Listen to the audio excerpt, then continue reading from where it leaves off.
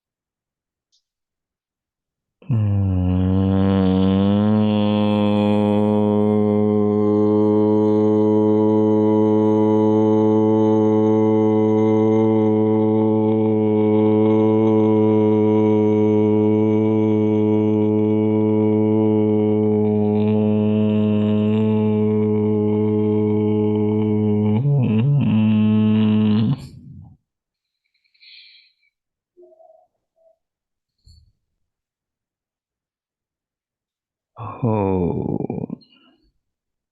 वैदिकी अमृत ध्यान साधना प्रभात सत्संग में आप सभी साधक साधिकाओं का,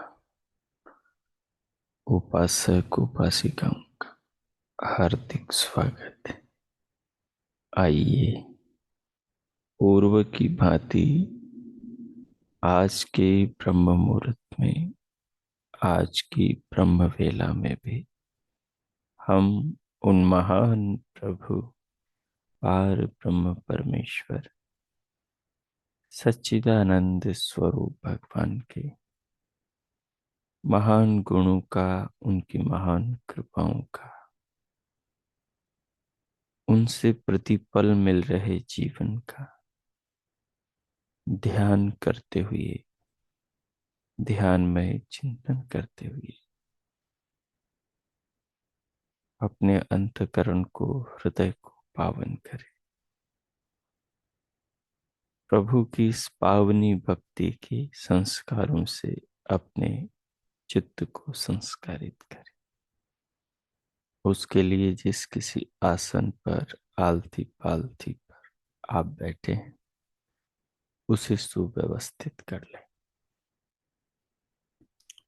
कमर, पीठ, गर्दन को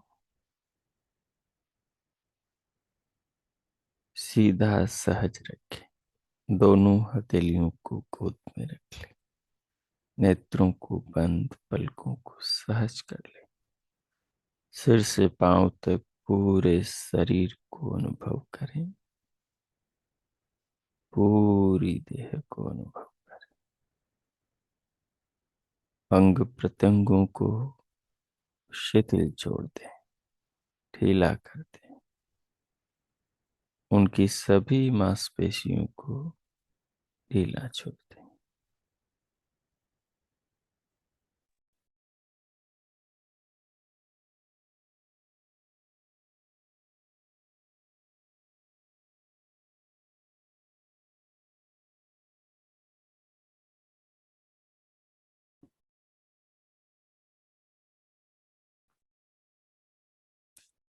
पूरे शरीर को अनुभव करें। अनुभव करते हुए बाहर से भीतर आने वाली श्वास को, प्राणों को लंबा गहरा लयबद्ध करें। धीरे धीरे भीतर लेते हुए अनुभव करें।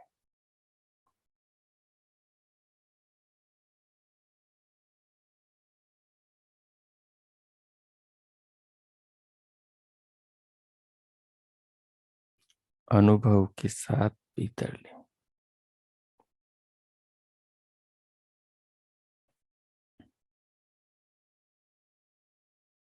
2-3 बार श्वास को धीरे धीरे भीतर लें। तनिक भीतर रोके, रोक कर फिर धीरे धीरे भीतर से बाहर निकाले, फिर पुनः भीतर ले। इस प्रकार करते हुए अपने ध्यान को दोनों कानों के आकाश की ओर, शरीर के अंदर की ओर लगाएं, तो दिव्य नाद सुनाई देने लगेगी। दिव्य नाद को सुनते हुए फिर श्वास पर, प्राण पर इसी प्रकार से प्राणायाम का अभ्यास करें।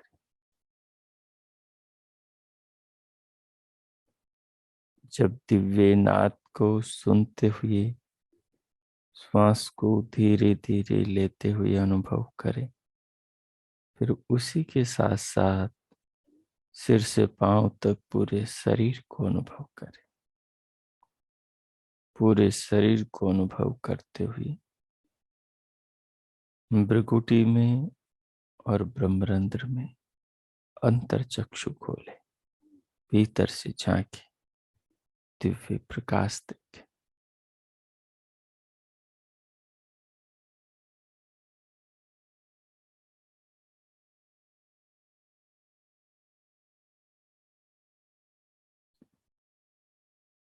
इन सब के साथ जब श्वास अब भीतर रोके, तो श्वास को रोककर परमात्मा के निज नाम का मानसिक रूप से जप भी करें।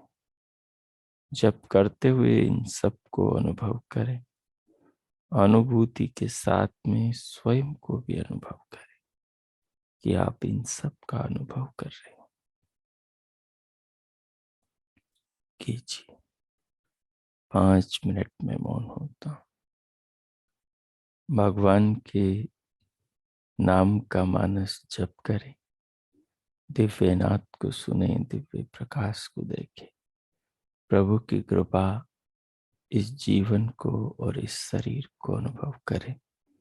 भगवान के प्रति कृतज्ञता के भाव में स्वयं को अनुभव करें। अपने अंतःकरण को, अपने अंतर जगत को निर्मल करें, पावन करें, पवित्र करें।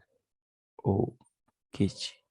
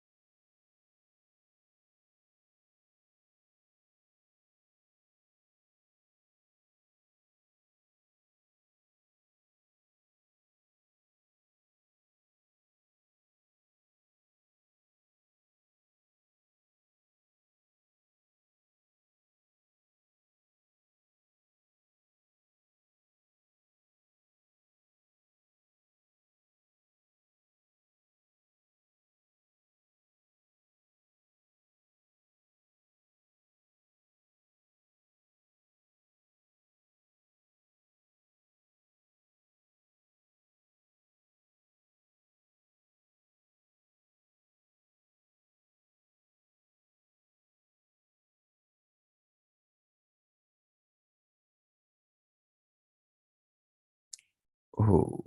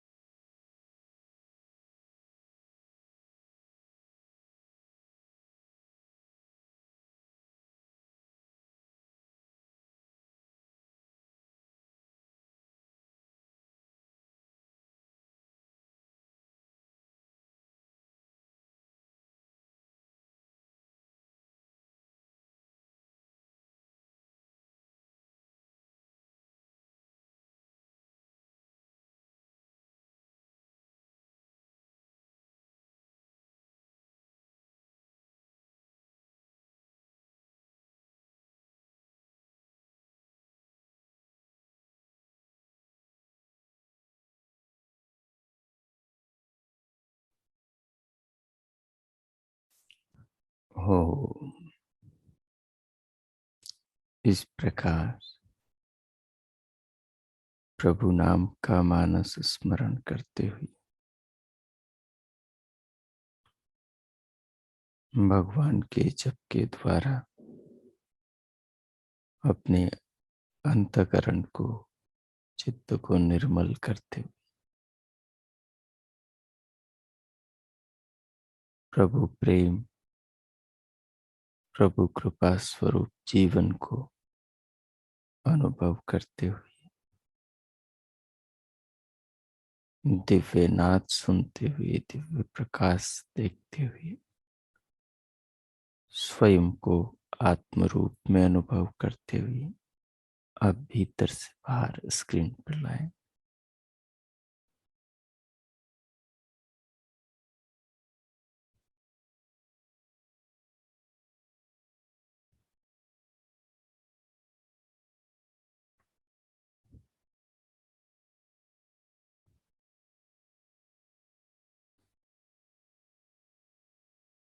आज हमारा श्वेताश्वतर उपनिषद के 6ठे अध्याय का 7वां श्लोक प्रारंभ होगा। 7वें श्लोक में अपरोक्षानुभूति की ओर संकेत है। वे जो भगवान है, संसार में उनका स्वरूप कैसा है, हमारे जीवन में उनका क्या स्थान है,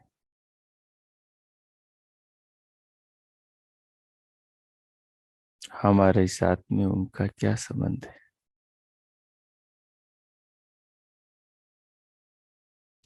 सो आइए, श्लोक बहुत ही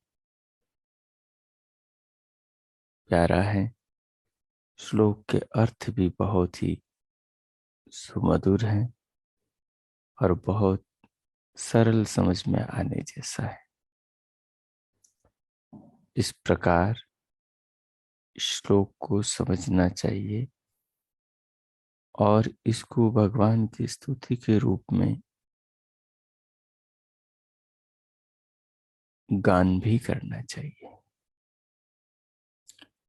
तमीश्वराणां परमं महेश्वरं तं देवतानां परमं च दैवतम् पतिं पतीनां परमं परस्तात् विधाम देवं भुवनेशमीड्यम्।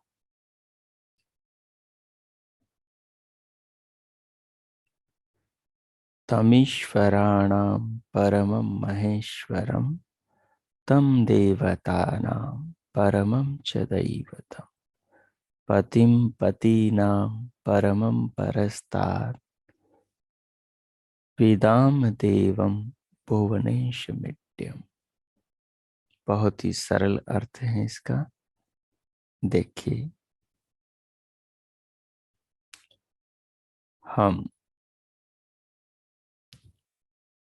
तत् उस ईश्वराणाम परमम महेश्वरम, वो जो ईश्वराणाम ईश्वरों का, परमम महेश्वरम परम महेश्वर है। ईश्वर कहते हैं ऐश्वर्य वाली व्यक्ति को। जिस मनुष्य के पास में ऐश्वर्य है वो भी ईश्वर है, उसे आप ईश्वर कह सकते हैं। लेकिन वो ऐश्वर्यशाली हैं, सृष्टि रचयिता नहीं है। लेकिन वो अल्पज्ञ हैं, सर्वज्ञ नहीं है। लेकिन वो आत्मा है, परमात्मा नहीं है। ये अंतर तो है। लेकिन ईश्वर मनुष्य भी हो सकता है ऐश्वर्य का स्वामी होने से, लेकिन इसका मतलब वो भगवान नहीं होगा, परमेश्वर नहीं होगा, परमेश्वर नहीं होगा। तो कहा वो जो परमात्मा है तत् ईश्वराणाम परमम महेश्वरम, वो तो ईश्वरों का भी परम महेश्वर है।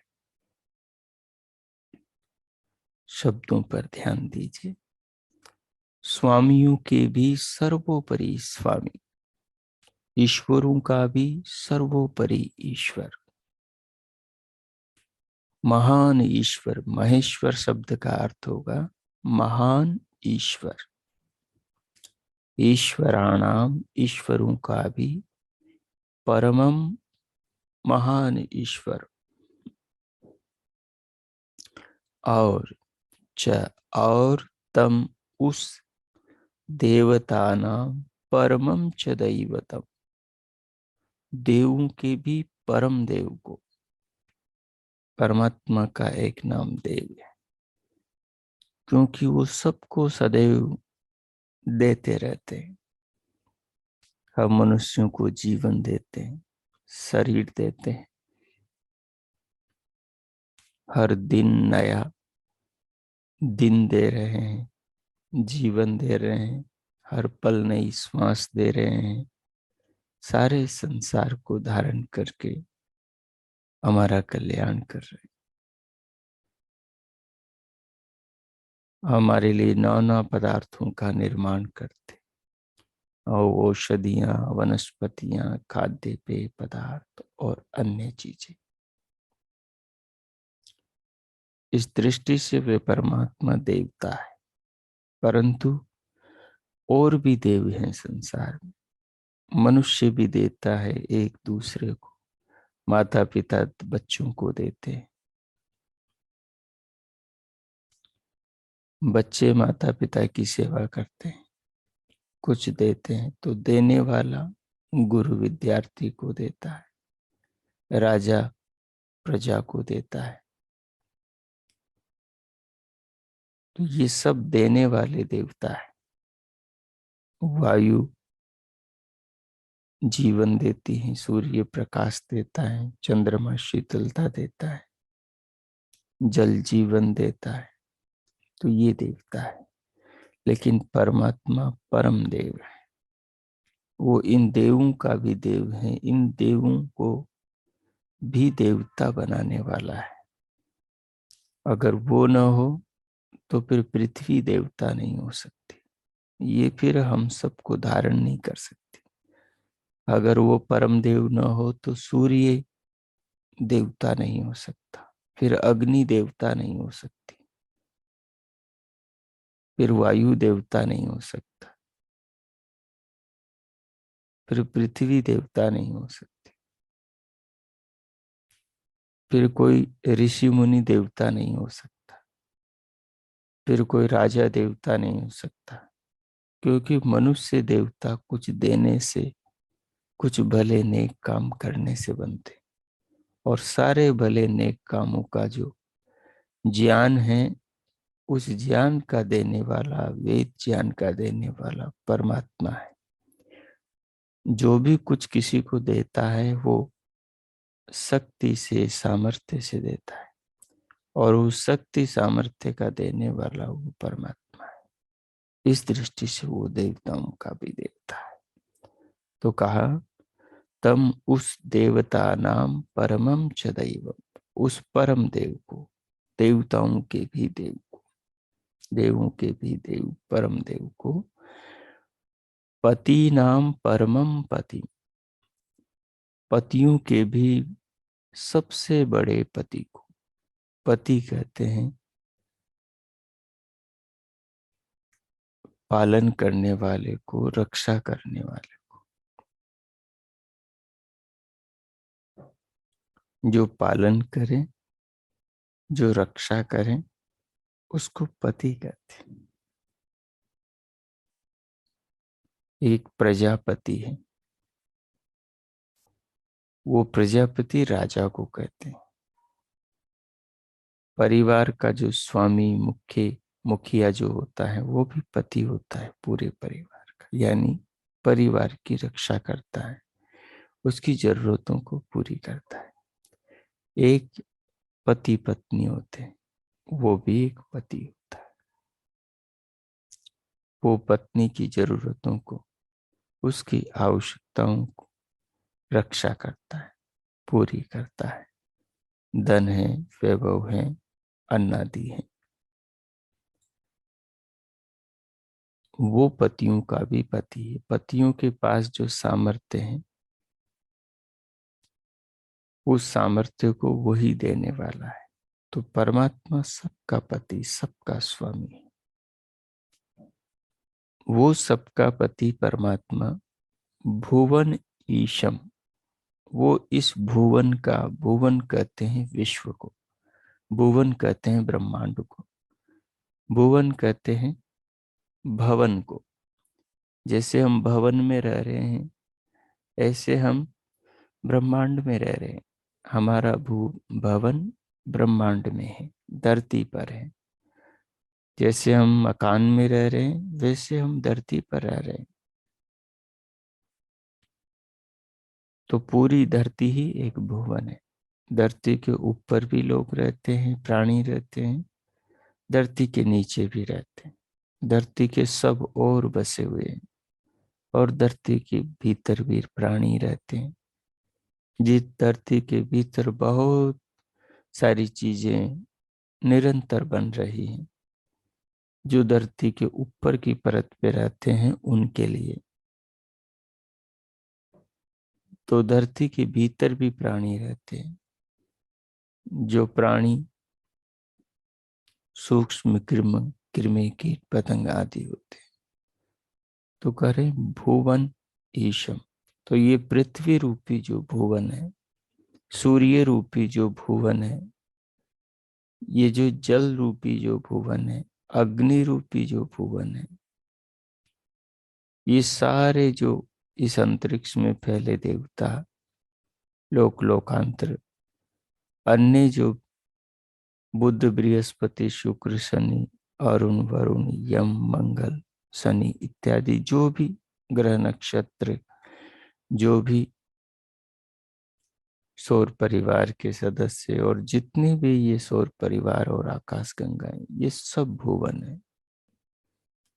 इन सब भुवनों का परमात्मा, वो परम पति, वो परम देवता, वो परम ईश्वर, वो परमेश्वर महेश्वर ईशम है, ईश है, स्वामी है, शासक है, राजाधिराज है, संपूर्ण अखिल विश्व का, संपूर्ण ब्रह्मांड का सर्वोपरि शासक है वह परमात्मा। इड्यम, इड्यम कहते हैं स्तुति को, स्तुति कहते हैं गुणगान करने को, और प्रार्थना कहते हैं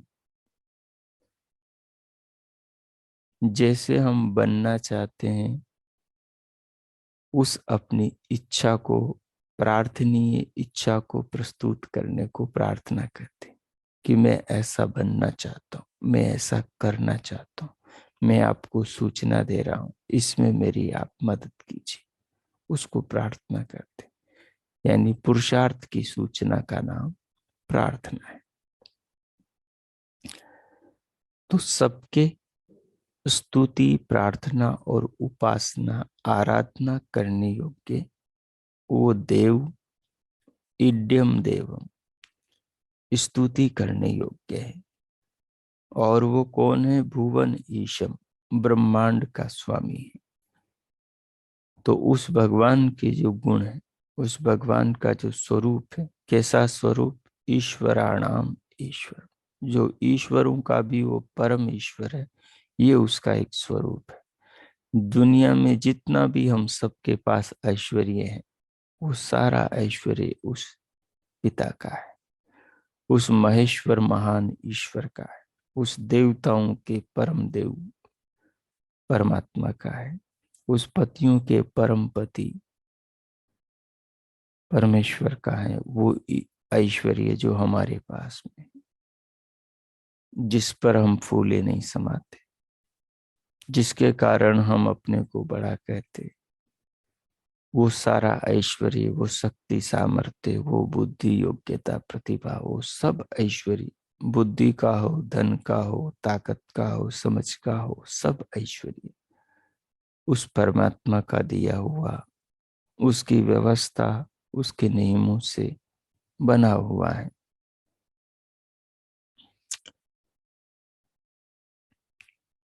सबके स्तुति, प्रार्थना और उपासना करने योग्य देव को परस परस्तात यानी परोक्ष से, परस्तात यानी परोक्ष से, अपरोक्ष रूप में, यानी वो छिपा हुआ है, उसको सामने लाने के रूप में विधाम प्राप्त करते हैं। भगवान छिपे हुए हैं क्योंकि वे निराकार है, उनका कोई आकार नहीं, वो एक देशी वस्तु नहीं, वो सर्वदेशी है, वो अणु स्वरूप नहीं है, वो विभू स्वरूप है। विभू वस्तु को अणु व्यक्ति देख नहीं सकता। हमारी पृथ्वी से हमारा सूर्य 13 लाख गुना बड़ा है। हमारी पृथ्वी हमारे सूर्य से 13 लाख गुनी छोटी, और हमारी पृथ्वी के सामने हम एक कण की बराबर है। तो क्या हमें अपनी पूरी पृथ्वी दिखाई दे रही है? नहीं दिखाई दे रही।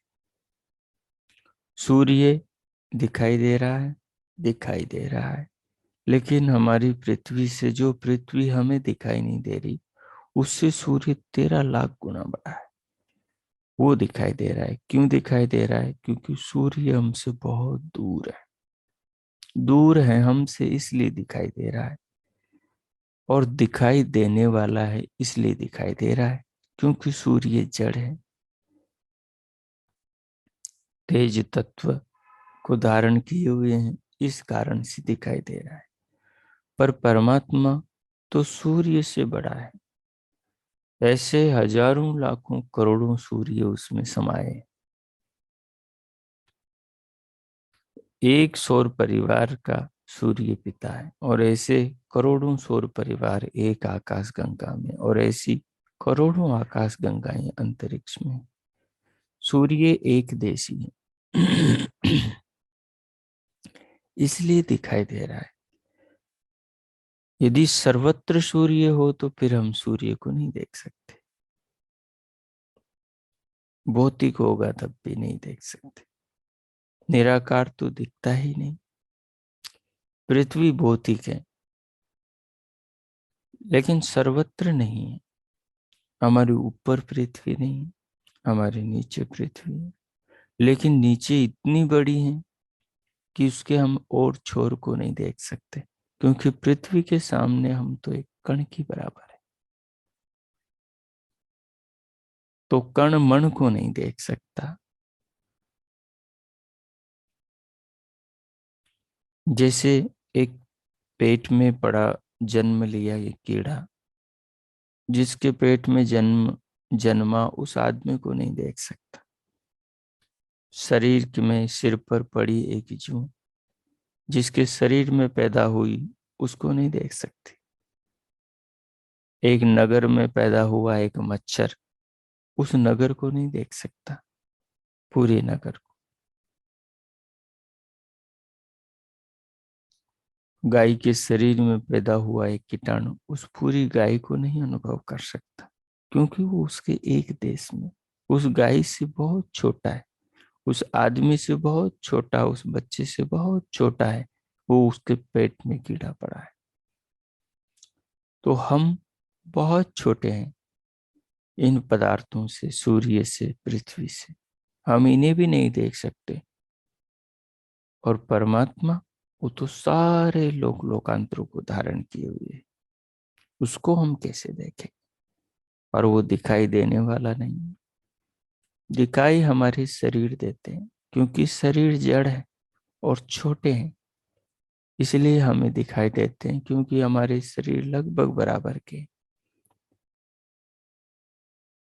ये ब्रह्मांड हमारी बराबर का नहीं, इसे हम दूर खड़े होकर पूरे ब्रह्मांड को नहीं देख सकते, क्योंकि हम उसके सामने सुई की नोक के बराबर भी नहीं। लेकिन उसे परमात्मा देख सकता है, क्योंकि वो परमात्मा के एक ही भाग में इतना बड़ा परमात्मा है। तो वो परमात्मा सब वस्तुओं को धारण करके चला रहा है, जैसे हम आत्म रूप में शरीर को धारण करके चला रहे हैं, ऐसे परमात्मा सारे ब्रह्मांड को चला रहा है।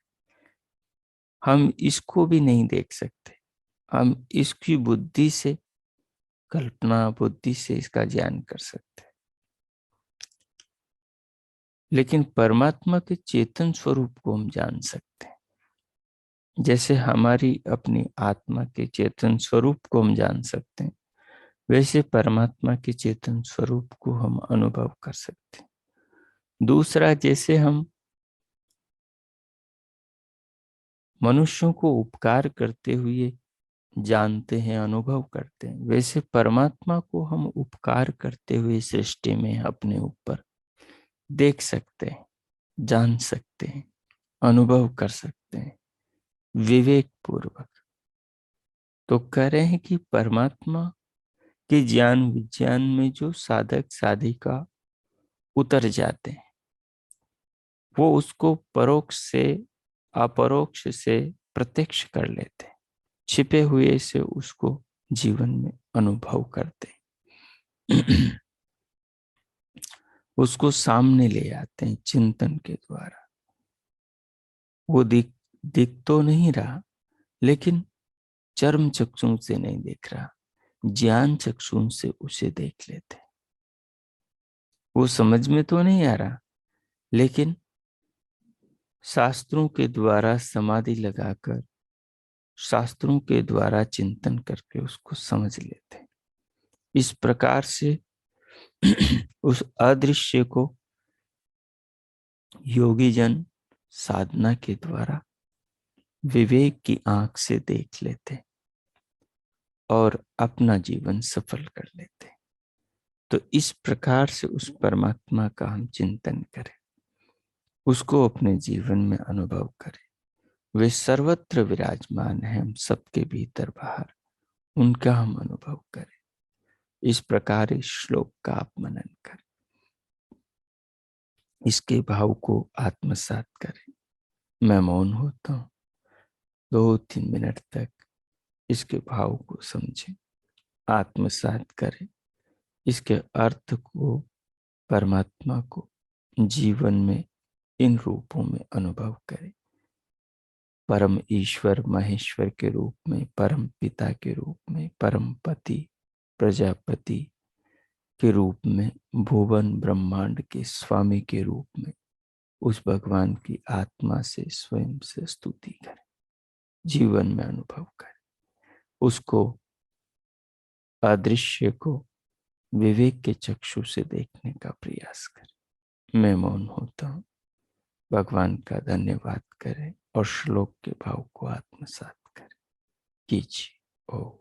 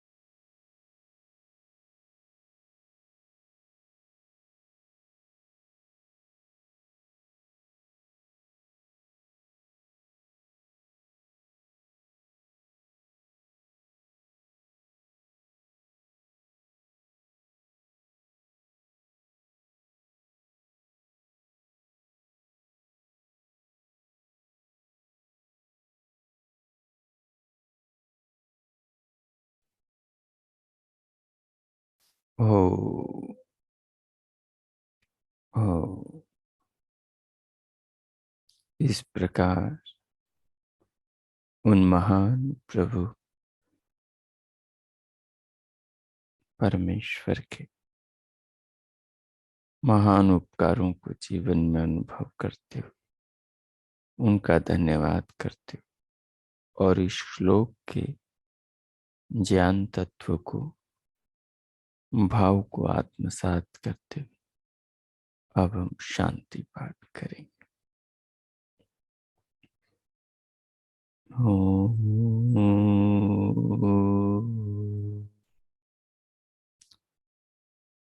ओम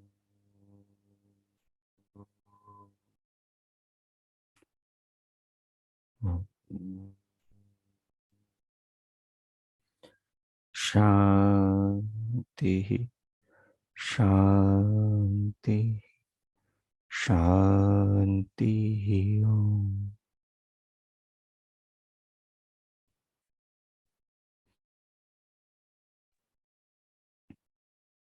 ओ, आज का आप सबका दिन शुभ हो, मंगलमय हो। प्रभु सबका मंगल करे। सबके लिए बहुत बहुत मंगल कामनाएं, बहुत बहुत शुभकामनाएं। इति ओम।